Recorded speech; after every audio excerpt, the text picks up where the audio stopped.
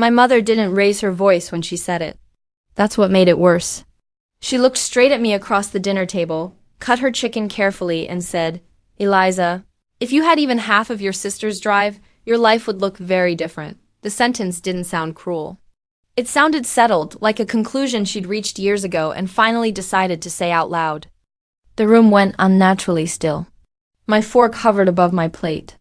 The hum of the ceiling fan suddenly felt loud enough to expose everything I'd been pretending not to hear my entire life. My father cleared his throat but didn't speak. My sister Camille didn't look surprised at all. She smiled, not openly. Just enough to let me know she agreed. My name is Eliza Hart, and for most of my life I've been the quiet daughter in a family that rewards volume. People assume quiet means shy. It doesn't. It means I learned early which words were safe to keep and which ones only made things worse. In our house, silence was currency. It kept dinner peaceful. It kept my mother calm. It kept my father from choosing sides. And it kept Camille shining uninterrupted. On paper, my life is stable. I'm a senior financial analyst at a maritime logistics firm near the harbor. I handle budgets that decide whether projects survive or collapse. I manage risk. I spot problems before they explode. Numbers make sense in ways people never did. My apartment is small but intentional. Warm lighting. Neutral furniture. A partial view of the river if I stand near the window. It's quiet there. The good kind, the earned kind. But every Sunday evening, I drove back into the version of myself I worked all week to forget. My parents' house sat in a picture-perfect suburb where lawns were trimmed like reputations. The place looked exactly like the family my mother liked to describe: supportive, successful, close. Stepping through the front door always shaved 10 years off my confidence. Inside, Camille filled the space effortlessly. She always had. She was taller than me, louder than me, brighter in a way that demanded attention, debate trophies in high school. A prestigious law school.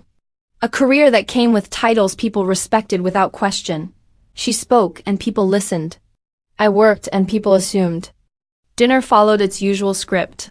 My mother's roast chicken, my father's polite questions. Camille's updates, new cases, new connections, new plans. My achievements lived quietly between bites, never interesting enough to interrupt the narrative. That night, though, something felt different. My mother kept glancing at me like she was measuring something. Camille looked unusually pleased with herself, scrolling through her phone with a confidence that felt rehearsed. My father shifted in his chair more than usual, like a man sitting on a truth he hoped wouldn't slip out. Halfway through the meal, my father leaned back and said, "Camille's been a big help lately, with the house. With paperwork. We don't know what we'd do without her." My stomach tightened. The house. 3 years earlier, my father's consulting business had slowed. Pride kept him from telling anyone how bad it was. Bills piled quietly. One night, my mother called me after midnight, voice tight with worry. "Just for a few months," she said. "Until things stabilize. Don't tell anyone. It would only stress your father." I said yes without hesitation. I always did. I set up automatic payments. Mortgage, utilities, insurance gaps they pretended didn't exist. I cut back everywhere else. No vacations. No graduate program I'd been saving for. No down payment on my own place. I didn't expect praise. But I didn't expect erasure either. Camille raised her glass. "Family takes care of family," she said lightly. Something shifted in my chest. My mother put her fork down and finally said the thing she'd clearly been waiting to say all evening.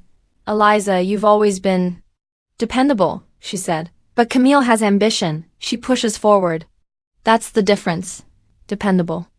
The word they used when they meant invisible.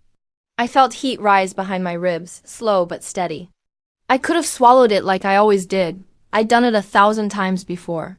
But something about the way Camille watched me, like she already knew the ending, snapped a thread inside me. I pushed my chair back. The scrape against the hardwood floor cut through the room. Camille's smile faltered. My father looked up sharply, like he'd forgotten I was capable of standing. I met my mother's eyes. My voice surprised even me, calm, level, finished with asking for permission. "Then Camille can start covering the mortgage." The silence that followed wasn't awkward. It was panicked. "What mortgage?" my father asked, his voice dropping. "Eliza, what are you talking about?" I didn't rush. I didn't soften it. The one I've been paying, I said, every month. For 3 years, my mother laughed sharply. Don't be dramatic. I'm not, I said. I can show you the transfers. My father's face drained of color. Camille's posture stiffened. That's not something you bring up like this, my mother said quickly. We never asked you to. You did, I cut in. You asked me to handle it quietly. And I did, Camille finally spoke, her voice thin. Eliza, maybe you misunderstood. I didn't, I said, looking directly at her. You just enjoyed letting people think it was you. The room felt smaller. Like the walls were listening.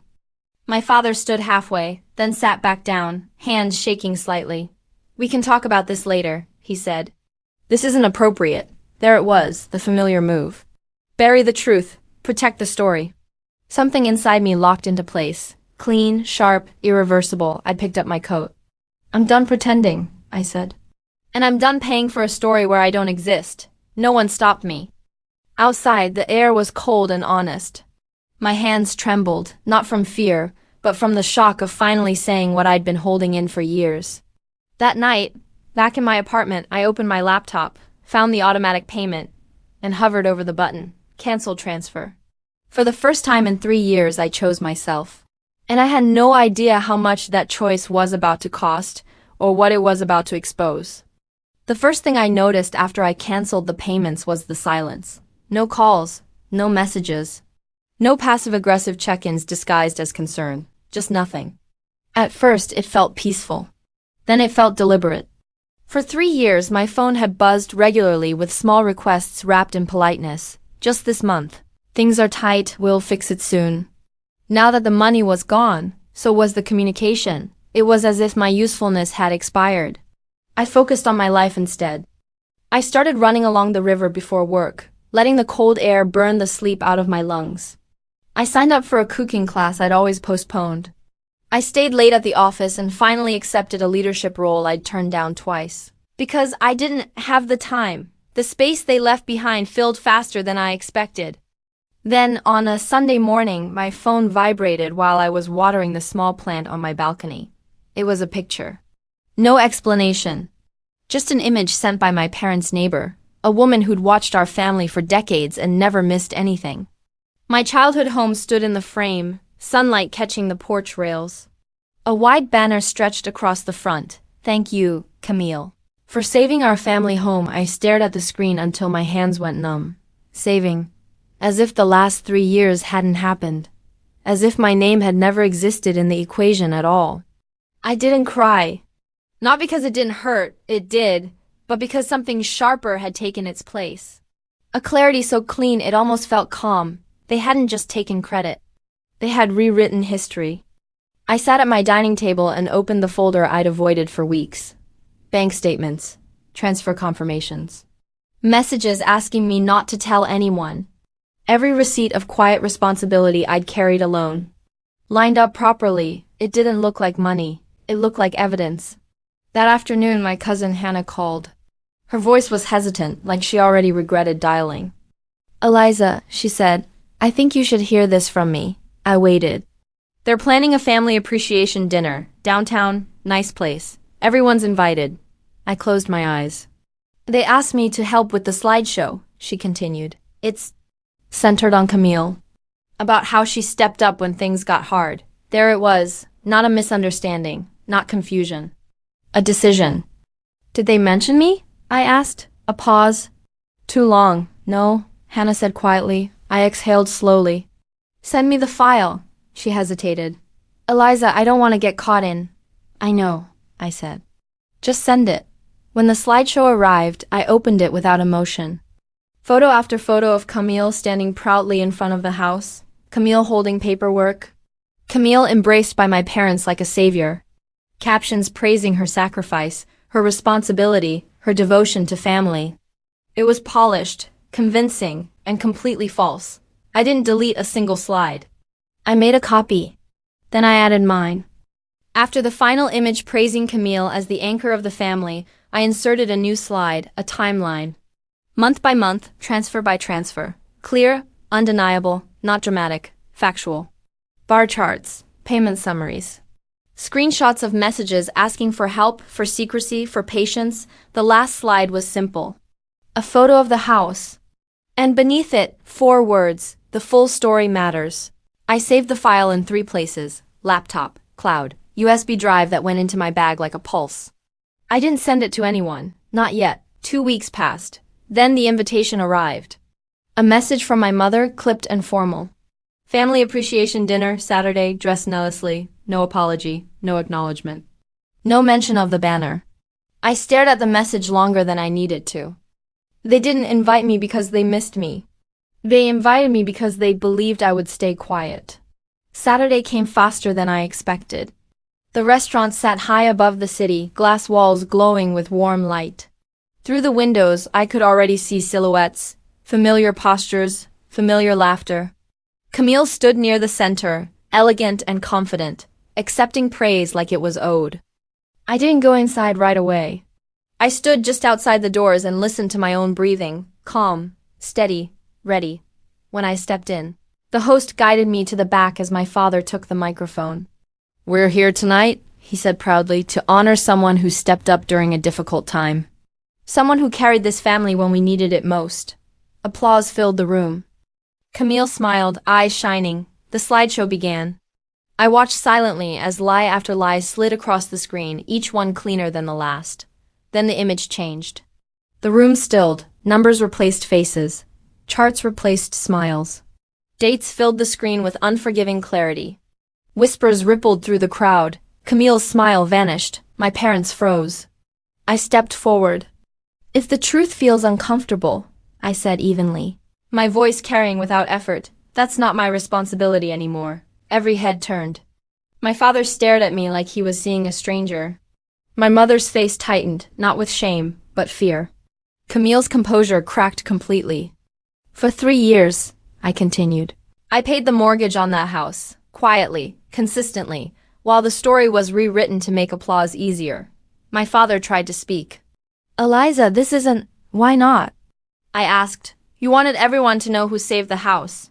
Silence swallowed the room. I looked at Camille. "You didn't stop them." She shook her head weakly. "I didn't ask for this." "You didn't refuse it either," I said. I wasn't angry. I was finished. "I don't want credit," I said. "I want honesty. And I won't let myself be erased again." Then I turned and walked out. Behind me, the truth stayed on the screen. Outside, the night air wrapped around me like freedom. I didn't know what would happen next. But for the first time, I knew one thing for sure. They could never put me back in the shadows again. I didn't sleep much that night.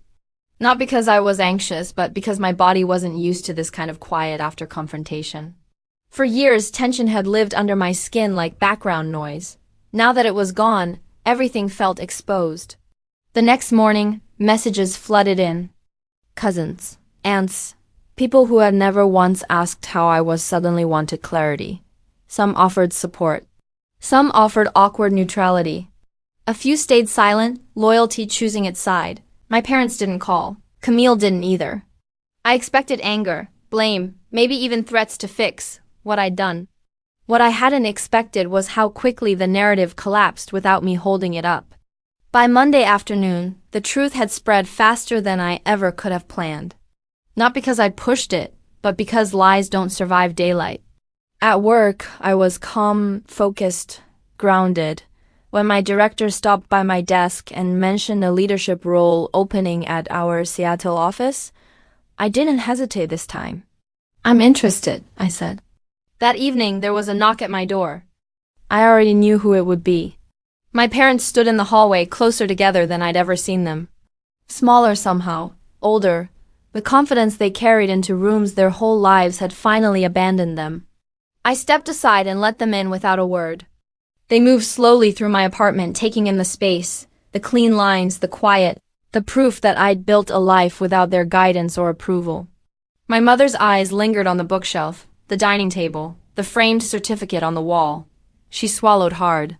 "Eliza," she said, her voice cracking, "we're sorry." The words landed differently than I expected.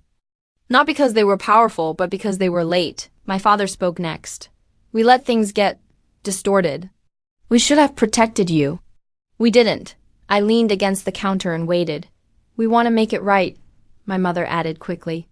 We spoke to a lawyer. We can add your name to the house. You earned that. There it was. The final offer. The thing they thought would fix everything. I shook my head slowly. I don't want the house. They froze. I don't want shared ownership or apologies tied to property, I continued. What I needed was respect, honesty, years ago. My father looked down at the floor. We didn't realize. You did, I said gently. You just chose comfort. Silence filled the room again, but this time it wasn't heavy, it was honest. I'm not angry anymore, I said. But I won't disappear to keep things easy. If we rebuild anything, it has to start there. My mother nodded, tears spilling freely now. We understand. I believed that she believed it. Whether it would last, that wasn't my responsibility. After they left, I stood on my balcony and watched the city lights flicker on one by one. For the first time, I didn't feel like I was bracing for something. I felt done. 2 days later, Camille texted, "Can we talk?" I agreed to meet her for coffee, not out of obligation, but closure. She looked different. Less polished. Less certain. I didn't mean for it to go that far, she said quietly. I got used to being the one everyone praised. I didn't think about what it cost you. I know, I said. That's why it worked. She flinched. I don't hate you, I continued. But I won't carry you anymore, she nodded slowly. I understand. That was enough. A month later I moved. Seattle felt like a reset, brighter, sharper, honest. My new apartment had floor-to-ceiling windows and a view of the skyline. I bought a gray sofa, a single plant, and a dining table big enough for guests I chose. Work challenged me in ways that excited instead of drained me. I spoke more. I led meetings. People listened, not because I was loud but because I was clear. My parents called occasionally. Sometimes it was awkward. Sometimes it was better. Sometimes it was quiet. But it was real, and that mattered more than comfort ever had. One evening, while unpacking the last box, I found the old folder, the bank statements, the receipts, the proof. I closed it and slid it into a drawer. I didn't need it anymore. For most of my life, I believed keeping the peace meant staying silent. I thought love required endurance. That being the good daughter meant absorbing everything without complaint. I was wrong. Silence doesn't protect you. It erases you. Standing up didn't destroy my family. It destroyed the lie that kept me small. And once you step into your own life, fully, honestly, you don't step back. You build forward. If this story resonated with you, if you've ever been the quiet one carrying more than anyone knew, tell me your story in the comments. I read every single one. And if you want more powerful stories about finding your voice, setting boundaries, and reclaiming your worth, don't forget to subscribe. More stories are coming.